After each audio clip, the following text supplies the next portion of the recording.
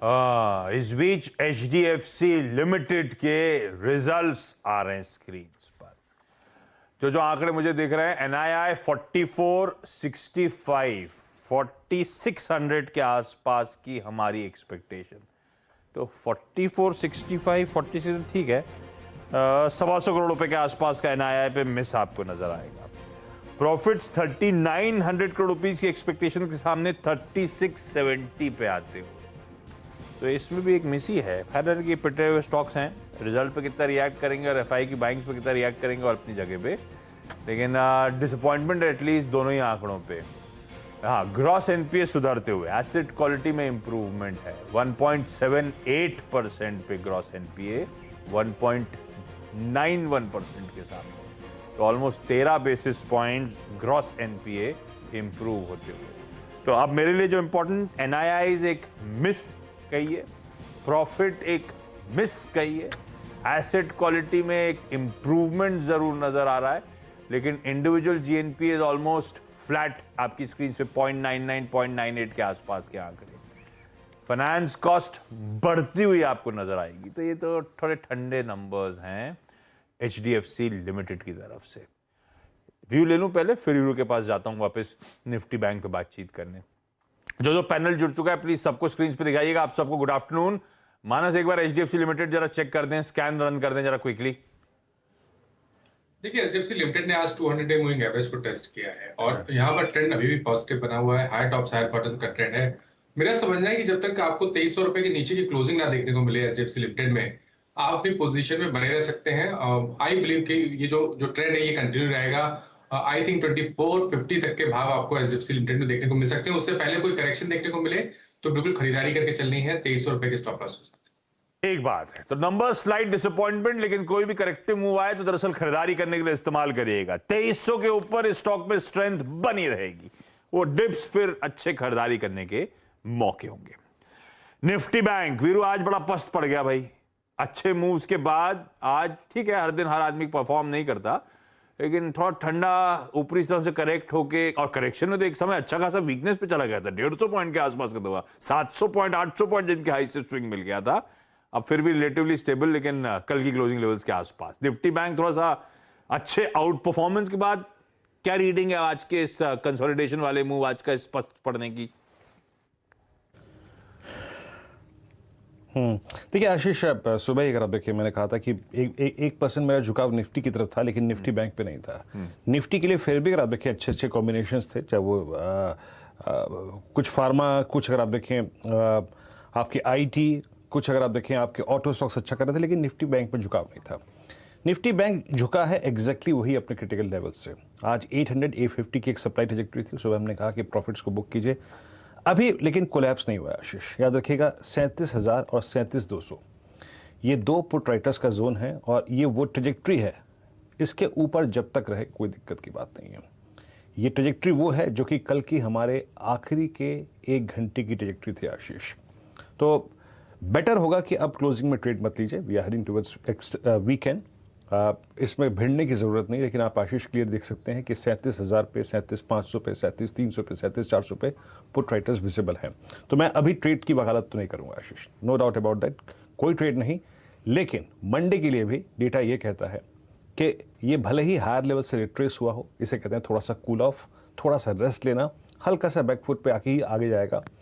37,200 37,000 की ट्रैजेक्टरी जब तक सिक्योर्ड है तब तक बेस कायम है। ये नए दौर का, नए सीरीज का, इस वीकली कॉन्ट्रैक्ट का बेस कायम है।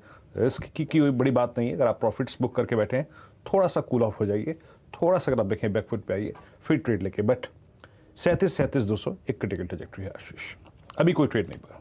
बिल्कुल ठीक। और इस बीच बात करते करते निफ्टी बैंक वापस इन रेड स्लिप होता हुआ नजर आएगा।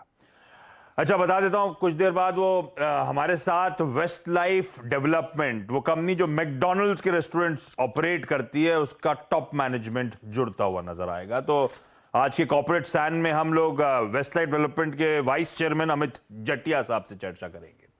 आगे वो क्या चल रहा है, हमारी इन हाउस टीम आपके लिए कुछ बेहतरीन स्टॉक्स पेश करेगी, क्या चल रहा है बताएगी। मंडे को ध्यान रखिए, आईटीसी और यूपीएल निफ्टी की 2 कंपनी के रिजल्ट्स आने हैं, तो क्योंकि आईटीसी बड़ा चर्चा में रहता है, आजकल तो सुमित से कहा है जरा इसकी जरा रिजल्ट की एक्सपेक्टेशन थ्रेडबेयर डिस्कस करने के लिए आप रेडी रहो, तो वो डिस्कशन हो जाएगा। मंडे को जब हम लौट के आएंगे 1 अगस्त होगी। इंपॉर्टेंट इसीलिए वो दिन क्योंकि हम पिछले महीने का यानी इस जुलाई महीने के ऑटो सेल्स के नंबर्स का इंतजार कर रहे होंगे, रिएक्ट कर रहे होंगे। क्या एक्सपेक्टेशन ऑटो सेल्स नंबर से उस समय यतिन कुछ देर बाद आपको बताएंगे।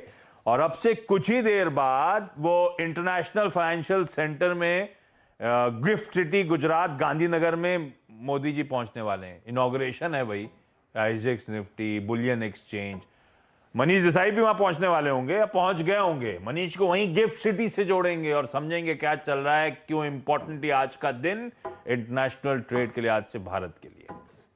ये सब आगे, लेकिन जरा पहले ट्रेंडिंग स्टॉक्स, उसके बाद टॉपिक्स एक्सपर्ट्स के पैनल की। जो प्रोड्यूसर साहब ट्रेंडिंग स्टॉक्स लेकर आए प्लीज स्क्रीन पे दिखाइएगा कौन कौन से स्टॉक्स है रडार पे। पहले हमेशा की तरह तेजी के ट्रेड्स, क्योंकि आज सुबह शुरुआत में शो के बुल दौड़ा दिया है तो फिर बनता वही है, तेजी के trending stocks.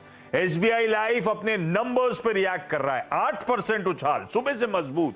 Tata steel metals मजबूत है, टाटा स्टील का आउट परफॉर्मेंस अलग ही है, 2 दिनों से बहुत अच्छा मूव बन रहा है। ये जब से स्प्लिट हुआ है ना, हम सबके लिए अट्रैक्टिवनेस ज्यादा बढ़ गई है। हिंडाल्को, ये चाइना फैक्टर है जो एट प्ले है आज मेटल्स में, जो सुबह 7 बजे से चर्चा में आ गया है इस चैनल पे। डॉक्टर लाल पैथलैब्स, नंबर्स ठीक थे, कुछ पॉजिटिव भी थे, लेकिन कवरिंग के मूव्स बढ़िया बनते हुए बहुत पिटा हुआ स्टॉक।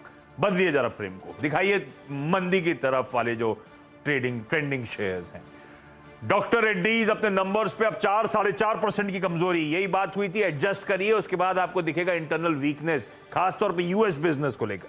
श्रीराम ट्रांसपोर्ट अच्छे नंबर्स के बाद चर्चा क्या हुई थी, सारी तेजी का मूड चार्ट पे ऑलरेडी भुना लिया है अच्छे नंबर्स का। उसके बाद इवेंचुअली हुआ क्या, अच्छे नंबर्स पे 6% कटा। एमएनएम फाइनेंशियल्स 5-5.5% कमजोरी, कमजोर नंबर्स फिर से इसकी तरफ से। और निप्पॉन लाइफ भी सुबह चर्चा हुई थी, कमजोर नंबर्स हैं, अभी तक 4%, 4.5% के आसपास के दबाव के बीच में झूलता हुआ शेयर नजर आएगा। लेकिन अब ये सब तो हो गया, इन स्टॉक्स पे कोशिश करूंगा आगे बातचीत भी कर ली जाए, लेकिन आज के टॉप कॉल्स लेकर आते हैं क्विकली। कविता जी आप शुरुआत करिए, आज का प्रेफर्ड ट्रेड दोपहर का कौन सा आपका? Hi, very good afternoon. Hi Ashish. जी। Good afternoon, everyone. Well, preferred trade pharma sector से है, जहाँ Lupin is looking good to me. 8% का OI गेन हुआ है। ये जो रिट्रेसमेंट हुआ है, मुझे लगता है ये बाइंग अपॉर्चुनिटी की तरह लुक आफ्टर करना चाहिए। 200 डेज मूविंग एवरेज अपने एवरेजेस के ऊपर निकले हैं। रिजल्ट्स के बाद फार्मा में एक अच्छा मूव भी हम आते हुए देखे हैं।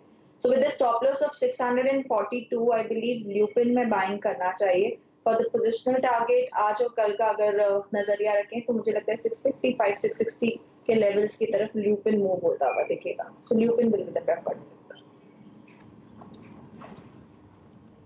ओके, ल्यूपिन आपकी अगर आप देखें प्रेफर्ड चॉइस है। मैं आपके स्टॉक जैसे ही आपने मार्क किया इसके चार्ट को देखा और वाकई अगर आप देखें अच्छा